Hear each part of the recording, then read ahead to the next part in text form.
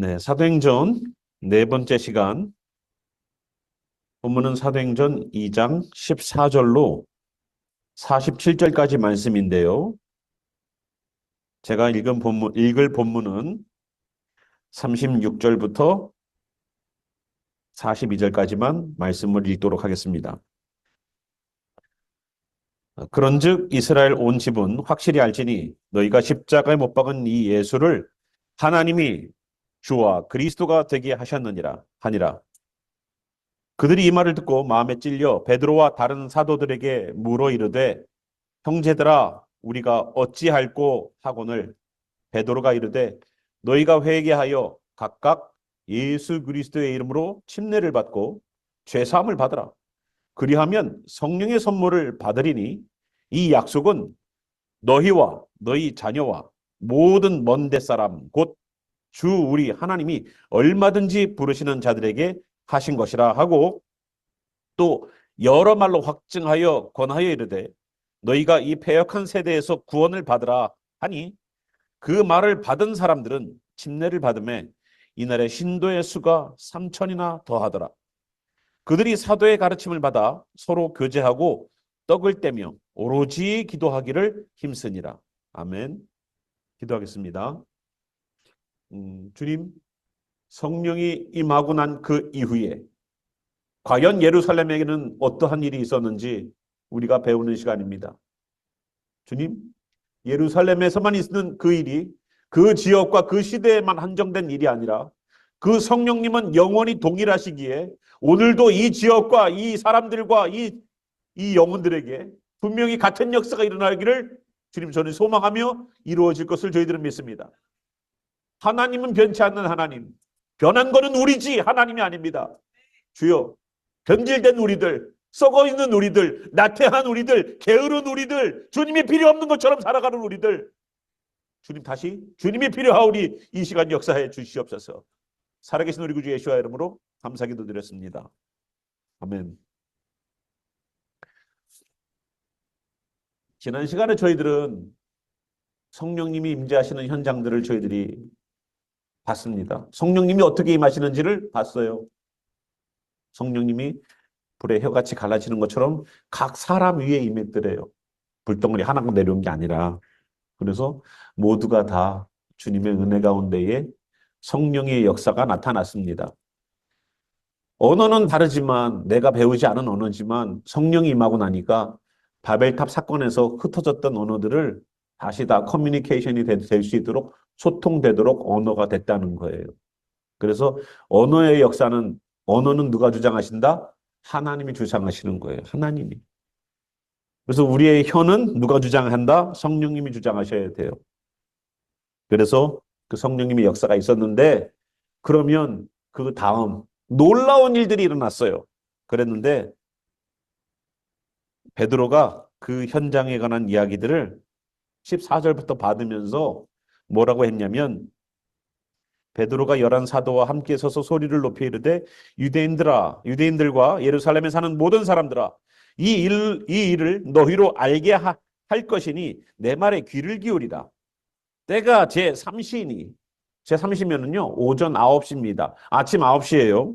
너희 생각과 같이 이 사람들이 취한 것이 아니라는 겁니다. 베드로가 제일 먼저 얘기한 내용 뭐예요?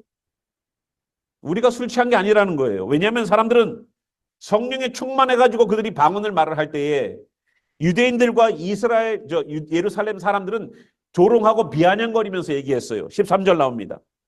어떤 이들은 조롱하여 이르되 그들이 새술에 취하였다 라는 얘기를 하는 겁니다.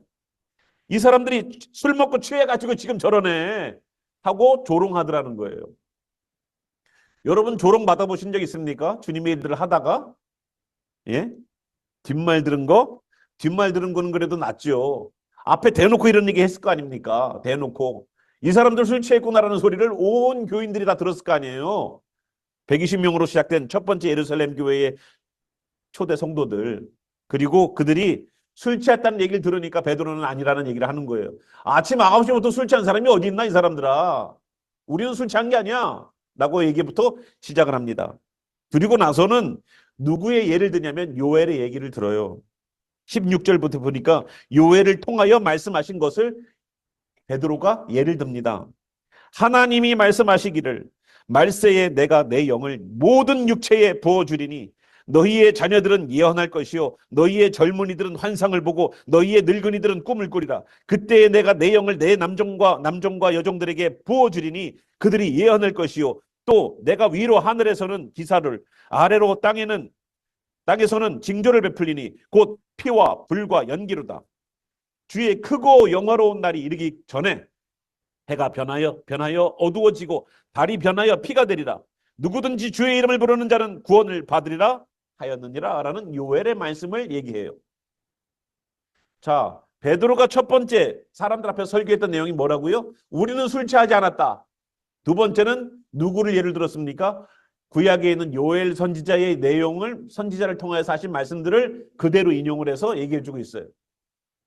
자, 그런데 여기서 하나 우리가 눈여겨봐야 될 게 있습니다. 아, 성령이 임하시면 이렇구나라는 것을 우리는 요엘서를 통해서 우리는 볼 수 있었어요. 그죠? 그런데 하나 우리가 눈여겨볼 게 뭐냐면 이것이 17절에 나온 것처럼 하나님이 말씀하시기를 말세에라는 겁니다. 말세에. end of days에 어떤 일이 일어나요? 성령을 부어준대요. 하나님이 영을 부어준대요. 이게 아멘 할 거예요, 이게? 자, 말세라고요. 성령이 임한 그때가 언제라고요? 말세래요.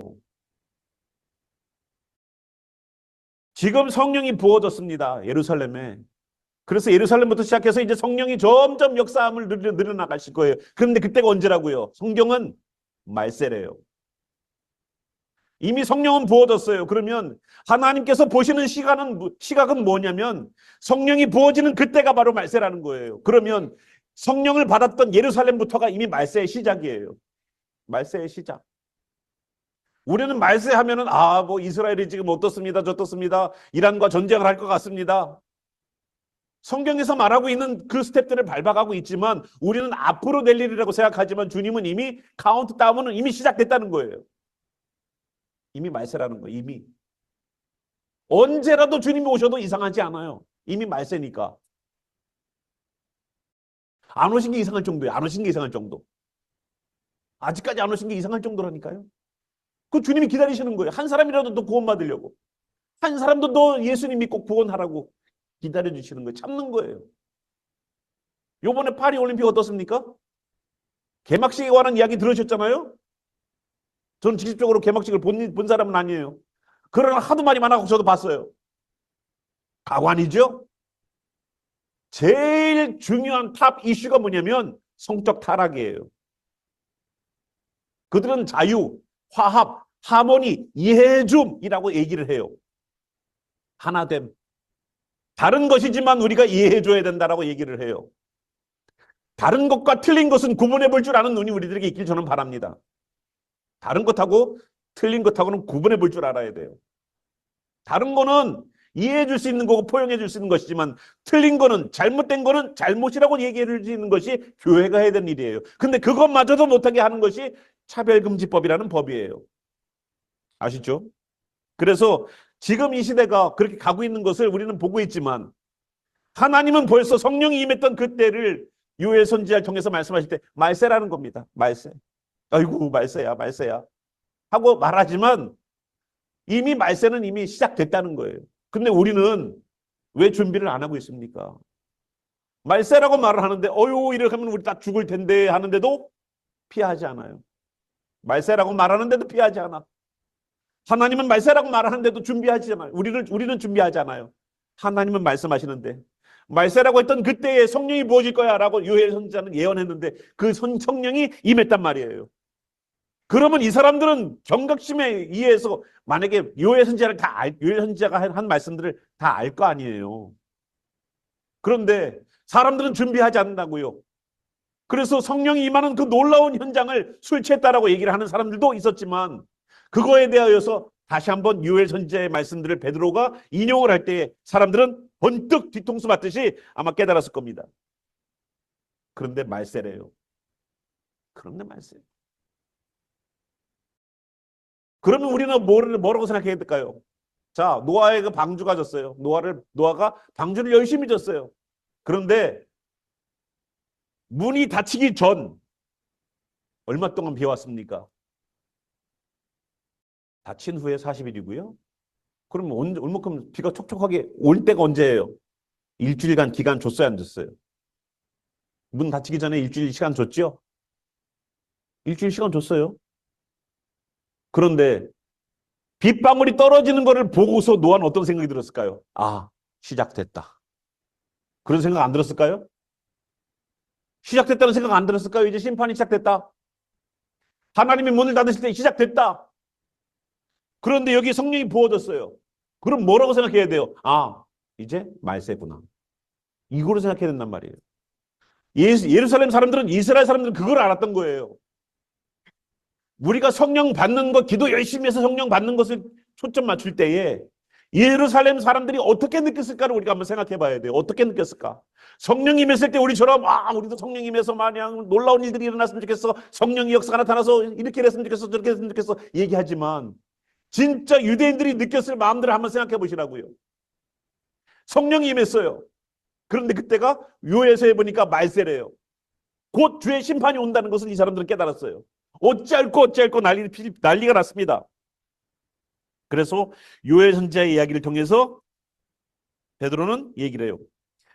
내가 내 영을 모든 육체에 부어주리니 너희의 자녀들은 예언할 것이요 너희의 젊은이들은 환상을 보고 너희의 늙은이들은 꿈을 꾸리라. 남녀노소 할 것 없이 주님의 영에 충만해가지고 예언도 하고 환상도 보고 꿈을 꾸는 역사들이 일어나요. 비전을 보고 주님의 말씀들을 선포하는 거예요. 예언은 뭐 점쟁이처럼 뭐 어디 가서 뭐 며칠 날 뭐 그게 아니에요. 예언은 주님의 말씀을 다시 구약의 말씀들을 반복해서 말하는 것, 그것이 예언이에요. 나쁜 짓 하면 지옥 가요. 이거는 예언이에요. 왜? 그렇게 성경에 써놨으니까. 앞으로 될 일이에요. 지금은 벌 안 받아요. 그러나 그 벌 받는 일들이 이 땅에서도 일어날 수 있지만 영원한 나라에서도 일어날 수 있는 일이 될 겁니다. 그게 예언이에요. 그래서 젊은이들은 환상을 보고 늙은이들은 꿈을 꿔요. 나이가 들으신 분인데 비전이 생기기 시작해요. 아유, 나이 들었는데 무슨 비전이 생겨? 비전은 젊은이들이나 하는 거지. 아니요. 하나님의 영이 임하면요. 내 나이가 상관없이 뭐가 생기기 시작해요? 주님 안에서 보자가 생기는 거예요. 비전이 생기는 거예요. 마음속에. 아유, 젊은이들이 해야지. 사실 그냥 팔팔한 사람들이 해야지. 아니라는 거예요. 하나님의 영이 임하고 나니까 여기가 뜨거워지기 시작하는 거예요. 여기가. 심령이 뜨거워지기 시작하는 거예요. 그래서 늙으신 분들도 주님 안에서 비전을 품고 기도하는 거예요. 저희 교회도 이렇게 되기를 저는 소망합니다. 예수님 믿는 모든 분들이 다 이렇게 되기를 소망해요. 우리는 이미 말세의 때를 살고 있으니까. 이거를 뒤집어서 말하면 성령이 임하는 것을 보고서 이것이 말세의 때가 됐다라고 생각한다면 말세의 때를 살고 있는 우리에게 우리가 필요하고 간구해야 되는 것은 뭐예요? 이제 우리에게도 성령을 부어주세요라고 기도해야 돼요. 말세의 때를 살아야 되니까.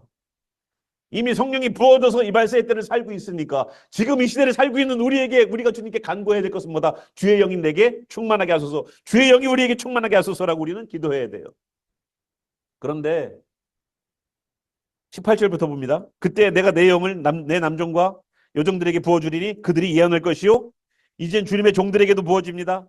또 내가 위로 하늘에서는 기사를 아래로 땅에서는 징조를 베풀리니 곧 피와 불과 연기로다. 피와 불과 연기예요. 주의 크고 영어로운 날이 이르기 전에 해가 변하여 어두워지고 달이 변하여 피가 되리라. 이것은 뭐 요한계시록에 나와 있는 이야기들과 별반 다를 바가 없습니다. 정말로 말세에 관한 이야기를 하고 있어요.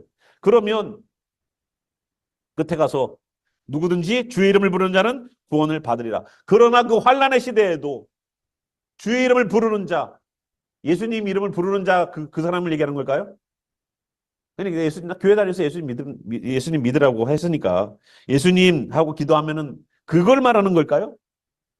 주의 이름을 부르는 사람이 다 입이 있으면 다 부를 줄 알지. 입이 있으면 다 부를 줄 알지. 그러면 다 구원받는다는 얘기예요? 아니에요. 정말로 주님의 이름을 부르는 자가 언제 부를까요? 내가 편안할 때? 내가 위기 가운데 내가 목숨을 내놔야 되는 그 상황에도 주님의 이름을 부르면서 내 구원자 예수 그리스도라고 부를 그때에 그 자가 구원을 받는다는 거예요.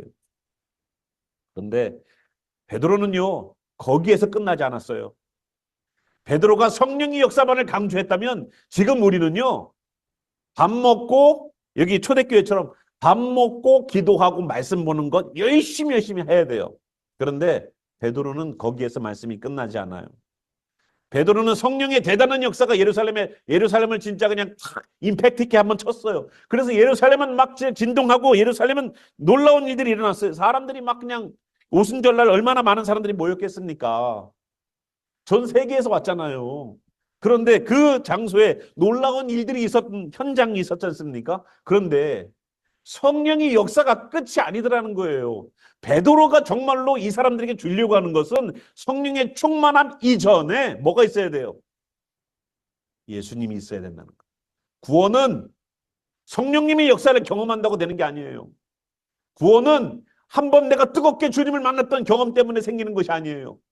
누가 필요하냐? 예수 그리스도가 필요함을 얘기해 주는 거예요. 그래서 베드로의 설교의 초점은 예수님에게로 돌아오는 거예요. 예수가 누구인지를 22절부터 설명 들어가는 겁니다. 이스라엘 사람들아, 이 말을 들으라. 너희도 아는 바와 같이 하나님께서 나사렛 예수로 큰 권능과 기사와 표적을 너희 가운데 베푸사 너희 앞에서 그를 증언하셨느니라. 하나님이 예수를 증언하셨대요. 하나님이. 예수님이 스스로가 내가 메시아라고 말한 게 아니라 하나님이 예수를 메시아이고 그리스도임을 증거하셨다는 겁니다. 증언하셨다는 거예요. 하나님이. 우리의 신앙은 누가 증명해 주라? 내 신앙이 있다 없다, 내가 구원받았다 못 받았다, 내가 예수님 믿는다 안 믿는다는 누가 결정해 준다고요? 내가? 자신이? 나 예수님 믿어요. 내 스스로가 증명하는 게 아니에요. 하나님이 증명해 주셔야 돼요. 예수님을 증명해 주셨듯. 하나님이 너 예수님 믿는 사람 맞네 라고 증명해 주셔야지 내가 스스로가 내가 목사인데 그래도 평생 주님의 말씀 전파하는 목사인데 내가 증명하는 게 아니에요. 주님이 증명해 주셔야 돼. 그래 너는 내 아들이야. 그래 너는 내 딸이야. 너는 구원의 자리에 쓸 수 있어라는 얘기를 주님이 해주셔야 돼요. 내 스스로 살지 않길 바랍니다.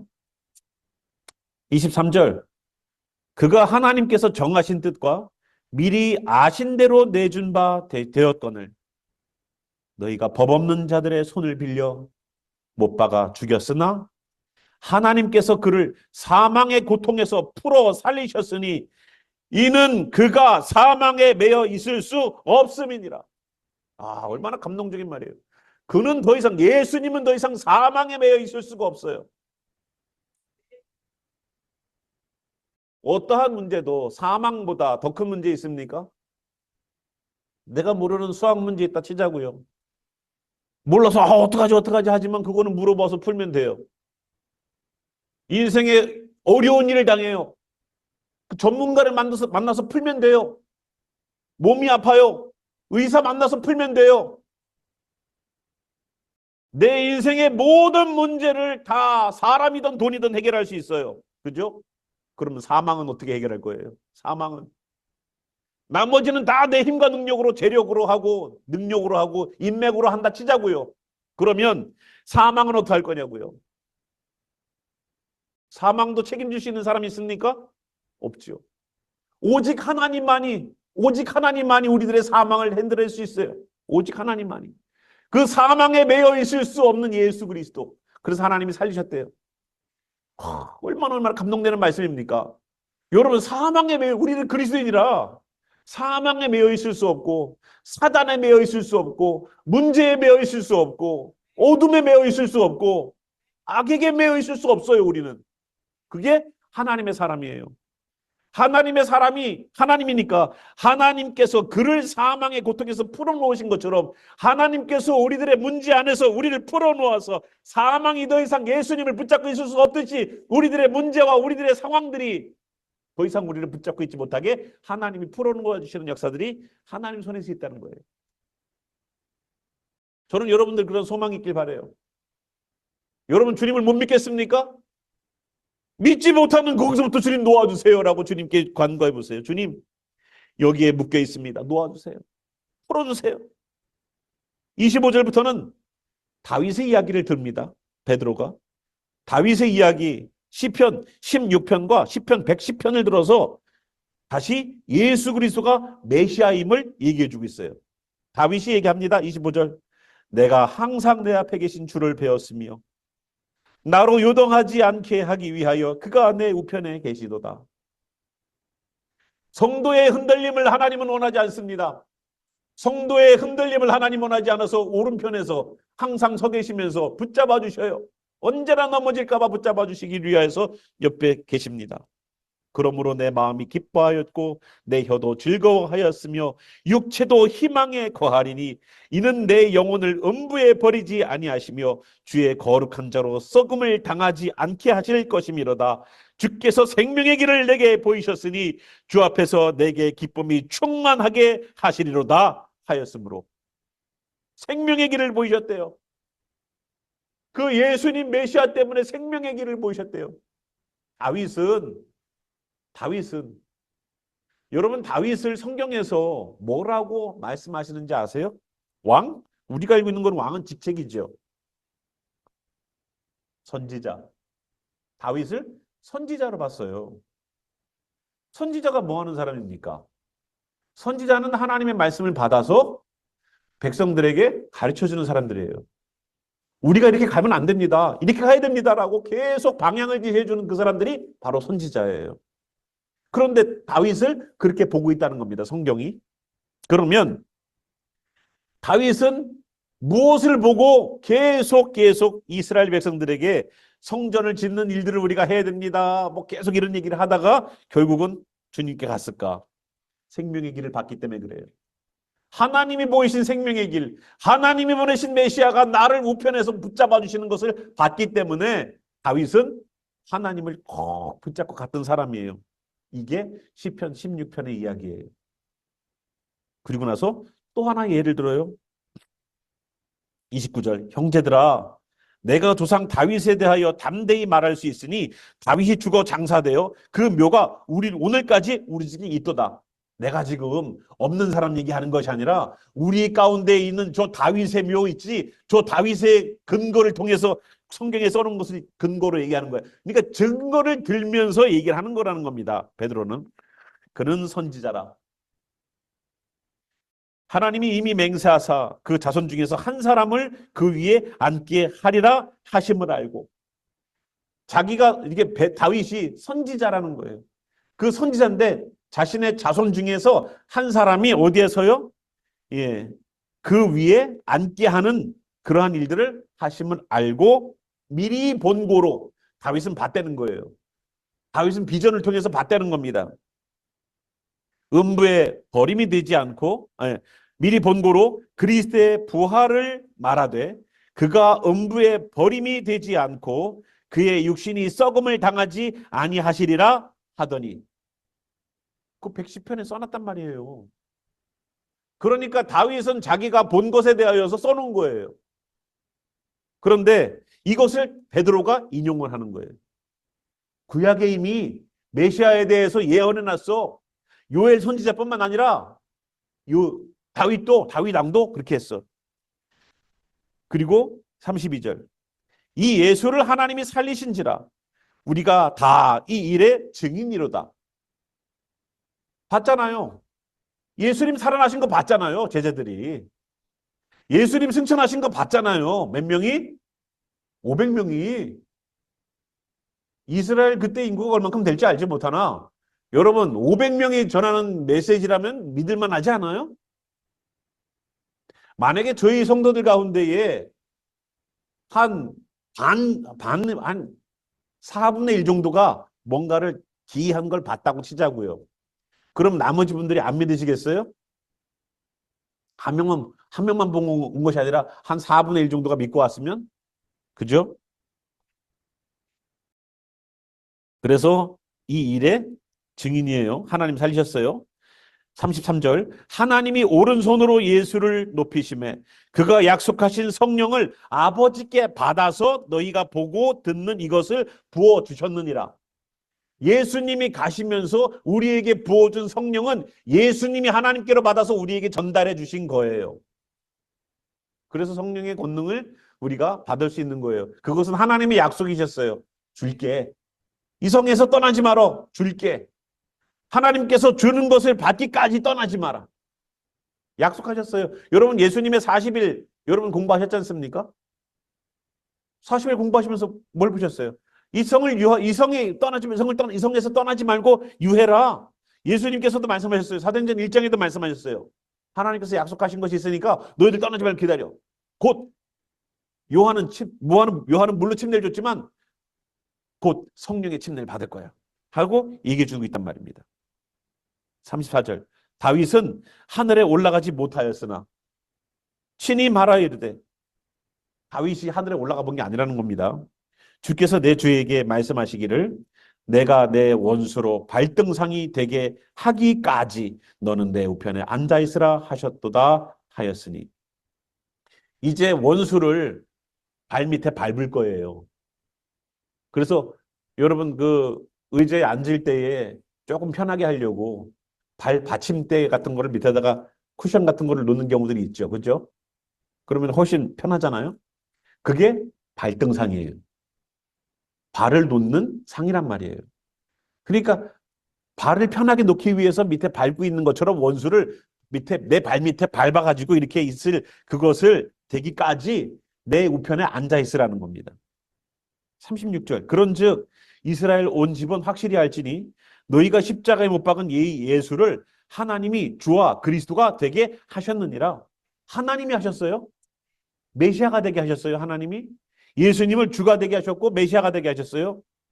그들이 이 말을 들었어요. 이제 지금까지 설교 다 끝났어요. 이제 베드로는 성령의 역사가 요엘에서 있었던 그 이야기라고 얘기했고, 그런데 성령의 이야기로 끝나는 것이 아니라 기적을 사람들이 놀라운 것들을 보고 끝나는 자리가 아니라 이제 그 역사를 일으키신 분이 하나님이시며 하나님은 예수님을 보내서 예수님을 통해서 우리에게 구원의 길을 예비하셨다, 생명의 길을 내게 보이셨다라고 다윗이 고백한 말씀들을 인용해서 예수님이 생명의 길이다라는 얘기를 해주고 있어요.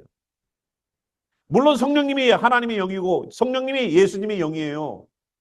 하지만 성령님이 증거하려고 하는 것은 예수 그리스도예요. 성령님이 보여주려고 하는 것은 예수 그리스도예요. 우리가 정말로 믿고 나아가야 되는 것은 예수님을 믿고 나아가야 돼요. 내게서 성령의 현상이 안 일어나는데요. 괜찮아요.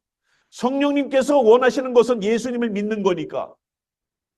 내가 예수님을 믿는다면 내게서 기적이 안 일어난다 할지라도, 내게서 성령의 어떠한 증거가 없다 할지라도 우리는 주님께서 역사하신 것이라고 우리는 믿고 나아갈 수 있어요. 성경에는 침례 요한에 관한 이야기가 나와요. 기적을 단 하나도 베풀지 않았지만 침례 요한이 설교하는 그 말씀을 통해서 수많은 사람들이 주님께 돌아왔다는 말씀들이 있었지 않습니까? 그렇죠?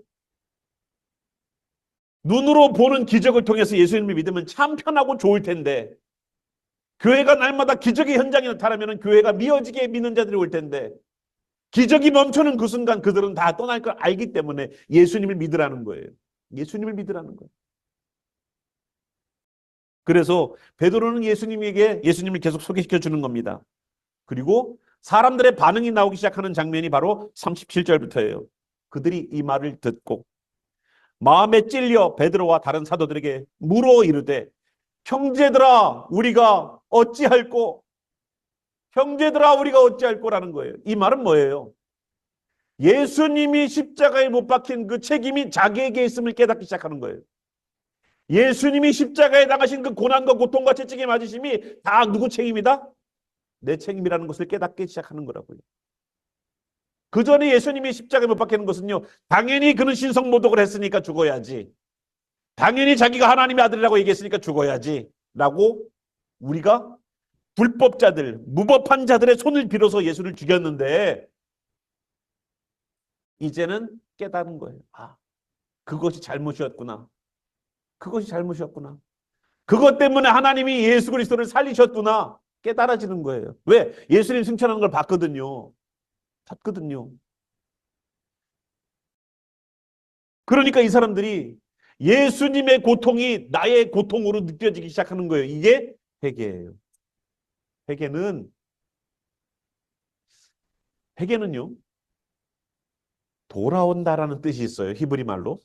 그런데 죄로부터 돌이키는 것도 회개이지만 회개를 엄밀히 정확하게 데피니션으로 만들자면 뭘까요?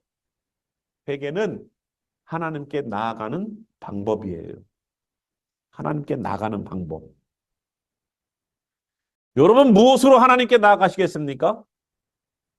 주님 제가요. 금식을 얼마나 열심히 했는데요. 주님 제가요. 얼마나 헌금을 잘 드렸는데요. 주님 제가요. 얼마만큼 성경을 열심히 읽고 있는데요. 주님 제가요. 얼마만큼 열심히 주님을 따르고 있는데요. 내가 한 걸로 주님께 나아갑니까? 나아가는 방법이? 그랬어요? 그렇게 했어요? 안 했어요? 성경에 나와 있는 사람이 있죠? 바리새인이 그랬어요. 내가 금식을 얼만큼 했고 내가 11조를 드렸고 내가 뭐를 했고를 얘기하면서 하나님께 나아갔어요. 그런데 세리는 어땠어요? 자기는 죄인이래요. 성전에 들어가지도 못하고 멀찍이 서서 얘기했대요. 그러면 하나님께 나아가는 방법은 하나예요. 내가 아무리 잘했을지라도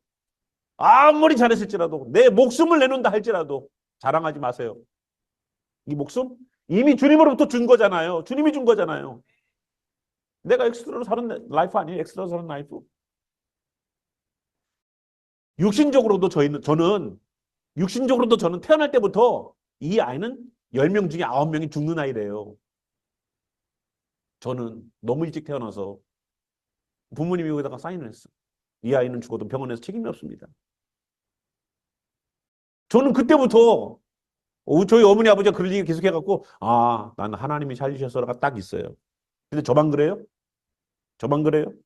여러분들 모두가 다 엄청난 경쟁을 뚫고서 선택된 사람들 아니에요? 엄청난 경쟁을 뚫고? 아닌가? 2억 대 1의 경쟁을 뚫고 나오신 분들이에요, 여러분. 우리가 내 스스로 볼 때는 하나님 나를 왜 이렇게 만들었어요? 하고 거울 볼 때마다 좌절하지 마시고 2억 대 1을 통과해서 오신 분들이라고요. 대단하지 않아요? 예.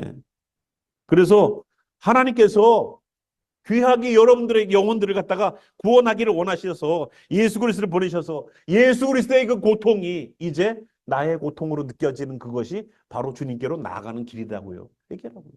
그래서 이 사람들은 어찌할꼬라고 물어보는 거예요.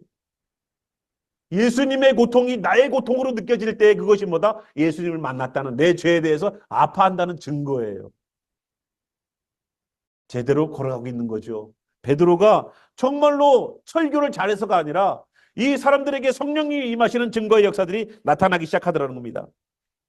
38절 베드로가 이르되 너희가 회개하여 각각 예수 그리스도의 이름으로 침례를 받고 죄사함을 받으라. 그리하면 성령의 선물을 받으리니 이 약속은 너희와 너희 자녀와 모든 먼데 사람 곧 우리 하나님이 얼마든지 부르시는 자들에게 하신 것이라 하였다는 겁니다. 그러면 이제 우리가 행동해야 될 게 있어요. 뭐냐? 회개하라는 거예요. 예수 죽인 그 십자가를 누가 만들었습니까? 내가 했으니까. 예수 십자가 죽인 거는 로마 군병이 아니에요. 빌라도가 아니에요. 우리지. 우리 집에 있는 망치로 못 들고 가갖고 예수님 못 박은 거예요, 우리가. 왜 남이라고 생각하고 유대인들이라고 생각해갖고 유대인들을 다 잡아서 죽여야 된다라고 생각해서 그런 정책을 피고 그러한 말씀들을 전합니까? 유대인들만큼 악한 게 우리 아닙니까? 유대인들처럼 예수님이 우리 땅에 오셨으면 우리는 안 죽였을 것 같아요? 우리는 더 극형이 있지. 막 참수 막 알죠?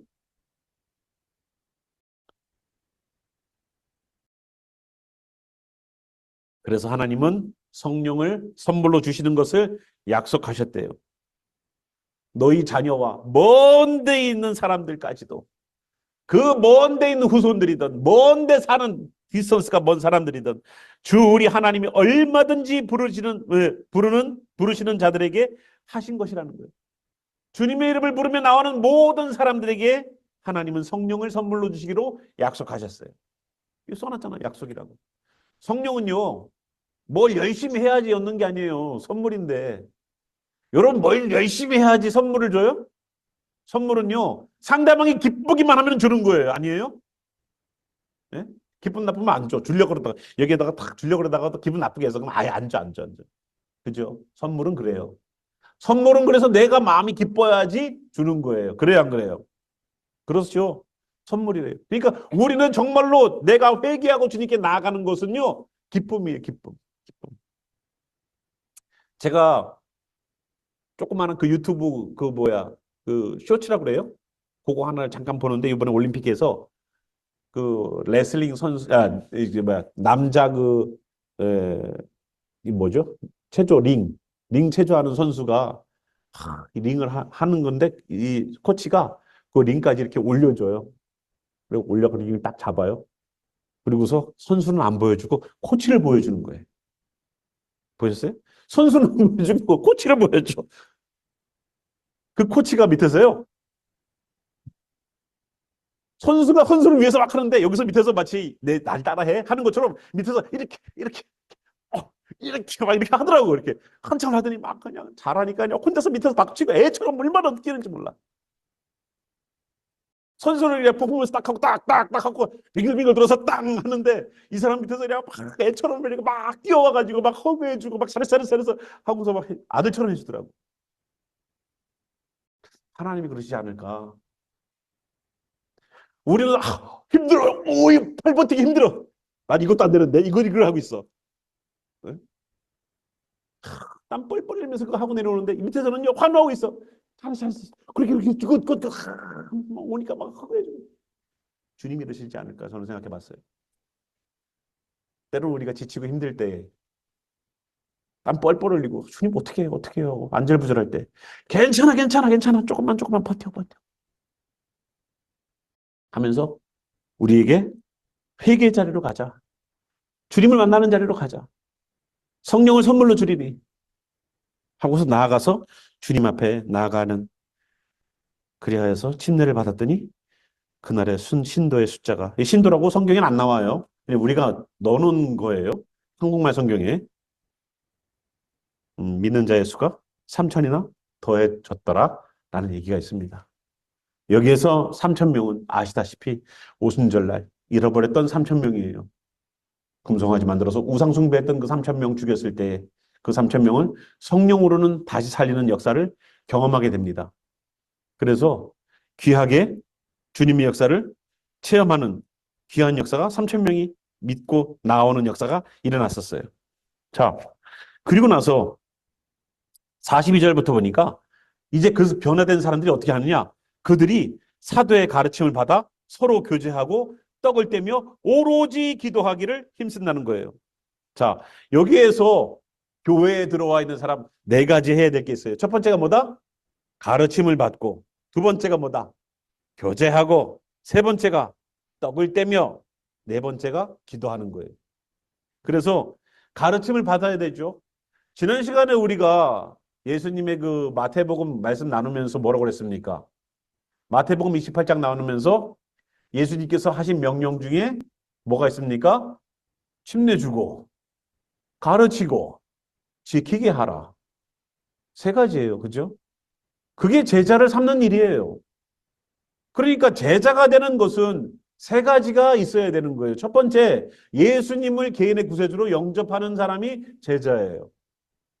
두 번째, 말씀을 배우는 자리에 있어야지 제자예요. 세 번째, 지키는 자리에 있어야지 제자예요. 말씀을 배우지도 않고 말씀을 지키지도 않으면 주님께서 제자라고 말하지 않아요. 내 스스로가 나는 제자인 것 같은데. 물론 교회라는 범주 안에 들어와 있으면 다 부족하지만 제자예요. 하지만 진정으로 성경이 말해서 진짜 날선검처럼 예리하여서 우리의 생각과 우리의 마음까지도 구분해내고 가려볼 수 있는 하나님이라면 얼렁뚱땅 그렇게 안 넘어갈 것 같아요. 그래, 제자지. 제자인데 제자면은 배우든지 그것을 몸으로 살아내는 것을 우리가 해야 된다는 것을 분명히 성경이 써놨다는 것을 잊지 말아라고 말씀하실 거예요. 그래서 이 사람들은 가르침을 받고 서로 교제하고 교제한다는 건 뭐냐면은 서로 뭐 그냥 뭐 마실 다녔다는 얘기가 아니에요. 정말로 예수님에 관한 이야기들을 함께 나누면서 토론하면서 묵상하면서 서로가 은혜 받은 것을 나누는 큐티 모임처럼 그렇게 했다는 겁니다. 그리고 떡을 떼는 것. 떡을 떼는 거는요, 먹었다는 얘기인데 이거 왜 여기 들어가 있는가? 뭐 여기 들어가 있는가? 오로지 기도하기에 힘쓰기 위해서예요. 오로지 기도하기에 힘쓰는데 집에 갈 시간조차도 아까운 거예요, 이제. 집에 가서 밥 해 먹는 시간도 아까워요. 여러분, 한 끼를 준비하기 위해서 얼마큼 준비해요? 요즘 보니까 엄마들 간단하더라고. 마이크로에다가 뚜껑 조금 딱 해갖고 그냥 집어넣으면 몇 분? 한 2, 3분이면 하나 나와요. 그죠? 사발면도 몇 분? 물만 보내면 3분. 예? 점점 세상은 편해지는데 바빠갖고 내가 못했대. 빨래는 세탁기가 하고, 말리는 것도 가서 안 널어도 돼. 그냥 통에만 넣으면 다 말려갖고 나와. 밥도 밥솥이에. 그런데도 나는 시간이 없대. 참 미스테리예요. 그래서 그러한 일들을 하면서 기도하기 위해서 오로지 기도하기 위해서 떡을 떼는 일들을 함께 모여서 했다는 겁니다. 그러니까 43절 사람마다 두려워하는데 사도들로 말미암아 기사와 표적이 많이 나타났습니다. 기사와 표적, 기사는 기적이고요. 미라클이라고 말하고요. 표적은 사인이에요. 즉 뭐냐면 하나님께서 예루살렘 교회와 함께하고 있구나에 대한 증거라는 겁니다. 그래서 기사와 표적이 하나님이 함께 하시는 그것을 가려볼 수 있는 방법이에요. 그래서 거짓 선지자들이 뭘 이용한지 아세요? 뭘 이용할까요? 기사와 표적을 이용을 해요. 왜? 내가 하나님의 사람인 것처럼 드러나는 가장 쉬운 방법이에요. 그래서 가장 쉽게 쓰는 성령에 충만한 사람이라는 것을 가장 쉽게 표현하는 방식이 뭔지 아세요? 요즘 세상에? 뭘까요? 내가 성령에 충만한 하나님의 사람이라는 것을 가장 쉽게 보여주는 아주 교회에서 보편적 속임술이 있어요. 그게 뭐예요? 방언이에요. 방언. 성령이 충만하면 받는 방언. 그리고 방언을 기도에 언제 쓰라고 그랬어요? 말씀 전파에 썼지. 복음 증거에 썼지. 나중에 방언에 관한 이야기를 고린도 전서에 가면 나올 거예요. 원문을 들여다보면 우리가 생각하는 것만큼 그렇게 우리의 생각들을 서포트해주지 않는 정말로 원어에 근거한 방언에 대한 해석들을 여러분들이 아셔야 됩니다. 그래서 쉽게 교회에서 사람들을 속이는 방법, 방언이에요. 기도만 시키면 무조건 방언으로 튀어나와. 성령의 충만한 바 되어서 임해진 건데 그거와 전혀 상관없이 기도합시다. 그럼 무조건 방언이 튀어나와. 물론 주님이 주실 수 있지요.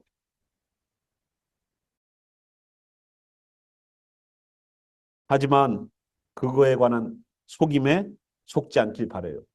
여러분 불교인들도 방언하는 거 아시죠? 그러면 블라인드 테스트 한번 할게요.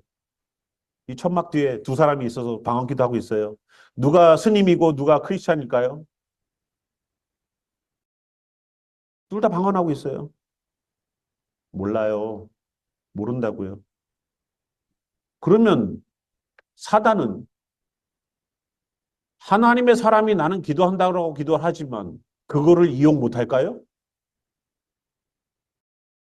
성령에 충만한 것이 아니고 그냥 내가 기도할 때 무조건적으로 튀어나오는 기도라면 과연 하나님은 그 기도를 하나님 쓰실까요? 아니면 사단이 사용할 수 있다고 생각 안 해보셨어요?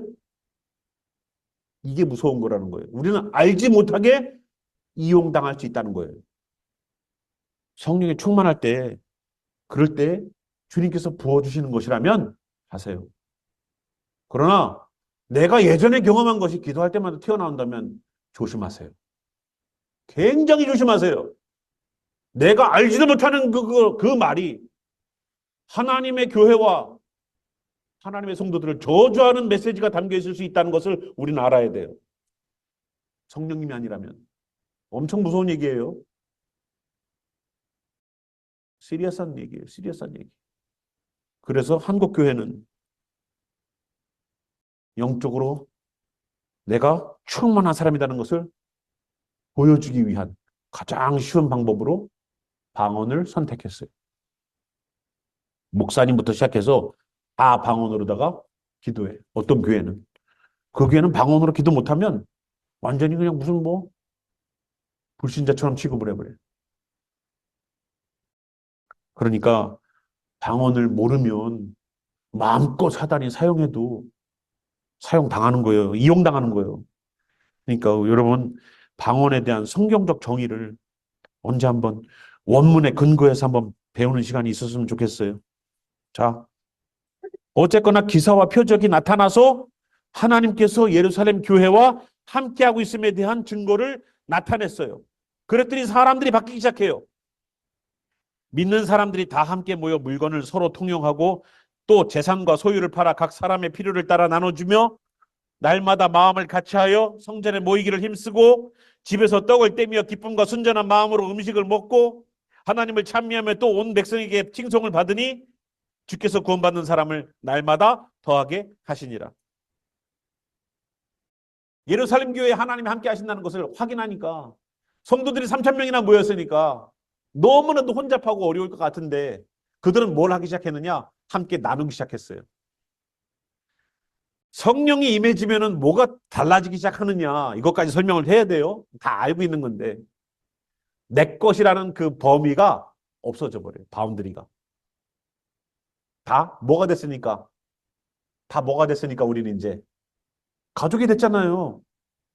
여러분 가족한테 내가 먹고 있는 게 있어요. 먹고 있는 게 있는데 가족이 들어왔어요. 밖에 나가서. 근데 이걸 갖다가 안 나눠주고 내가 입에다 홀딱 털어넣어요? 해봐. 가족은 내가 하나 먹고 있다고 하더라도 그 사람이 오면 배고파? 그럼 나는 먹자. 이게 가족 아니에요? 남처럼 그냥 누가 올까 봐 입에다가 톡 털어놓고 그냥 끝나버려? 나만 그냥 맛있게 배부르면 끝이에요? 그건 가족 아니지. 그건 가족 아니지. 그지? 그죠? 가축이죠, 그거는. 가축 같은 공동체 되지 말고 가족 같은 공동체 됐으면 좋겠어요, 저는. 그러니까 여기에 바운드리가 없어져 버려요. 누가 배고프다 그러면 가갖고 밥 퍼다 주고, 누가 어렵다 그러면 가서 도와주고, 누가 힘들다 그러면 가서 힘내라고 하고, 그게 진정한 교회 아닙니까? 교회가 이거를 잃으니까 누가 하고 있어요? 이거를 잃어버리니까 누가 하고 있어요? 신천지가 하고 있잖아요. 신천지가 하고 있잖아요. 교회에서 말씀 안 가르치니까 성경 공부하고 있잖아요. 교회에서 말씀 안 가르치니까 성경 공부하잖아요. 교회에서 훈련 안 시키니까 그들이 훈련시키잖아요. 교회만 다니세요. 교회가 점점 캐톨릭화되고 있어요. 말씀 몰라도 돼. 그냥 목사님 설교만 열심히 듣고 오면 돼. 캐톨릭화되고 있어요. 진짜 이번에 한국에서 그 로잔 대회 있었잖아요. 그죠? 인천에서 있었죠? 로잔 대회. 뭔지 모르세요? 종교 통합을 만드는 로잔 대회. 캐톨릭 중심으로다가 모든 종교는 하나가 됩니다. 그 대회가 한국에서 있었어요. 기쁨으로 화합하는 자리처럼 보이죠. 모두가 다 이해하고 포용하는 것처럼 보이죠. 왜 기독교만 유독 포용력이 떨어져? 왜 기독교만 유일하게 자기들만 신이라고 해? 라고 말을 하죠. 그게 정말로 진짜 바른 생각처럼 보이십니까? 아니라는 겁니다. 여기 있는 이 사람들은 정말로 초대교회의 모습을 보여줬어요. 그래서 내 삶의 바운더리가 다 하나님 앞에서 새롭게 재정립되기 시작했어요. 내 물질인 줄 알았던 그 물질들이 이제는 내 이웃들에게 나눠지기 시작해요. 하나님의 성도들, 하나님의 형제와 자매들, 이제는 저 사람들도 나의 형제 자매가 되어서 이해하기 시작했어요. 남이 아니에요, 이제는. 남이 아니에요. 저 사람이 힘들면 내가 같이 짊어져야 될 문제였었어요. 그렇게 성령의 사람은 바뀌어 나가는 겁니다. 그랬더니 온 백성에게 칭송을 받아요. 왜냐면 그동안은 내가 금고에다가 돈 꽁꽁 묶어놨는데 예수님을 믿고 나니까 돈 이거 내가 죽으면 끝이요. 예수님을 믿는 사람은 내가 살아가는 범위를 어디까지 넓히냐면 영원한 나라까지가 내가 생각하는 범위예요. 그런데 예수님을 안 믿는 사람은 어디까지가 끝인지 아세요? 내가 숨이 뚝 끊어지는 그 순간까지가 끝이에요.